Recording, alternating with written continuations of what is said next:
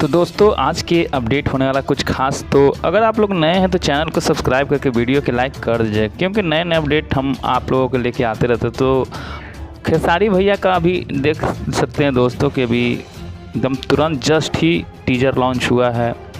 खेलेगा लखनऊ जीतेगा लखनऊ, बहुत ही अच्छा गाना माना जा रहा है दोस्तों कि काफ़ी अच्छे गाने के साथ दोस्तों लॉन्च हुए हैं दोस्तों, कर रहे हैं अपना गाना लॉन्च कर रहे हैं हम।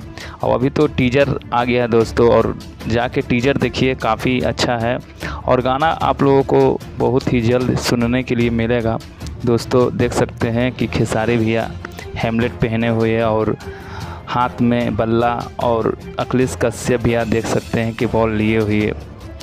गाना का नाम है दोस्तों खेलेगा लखनऊ जीतेगा लखनऊ। काफ़ी अच्छा सॉन्ग है दोस्तों, ऐसा माना जा रहा है। और जानते हैं कि माना जा क्या जा रहा है, खेसारी भैया के सब गाना अच्छा ही होता है और अखिलेश भैया के लगता है कि लिखा हुआ है। अभी तो पूरी खबरें दोस्तों निकल के नहीं आ रहा है कि किसका राइटर है, मगर अखिलेश भैया साथ में है तो देखते हैं कि गाना का लिखने कौन किए हैं।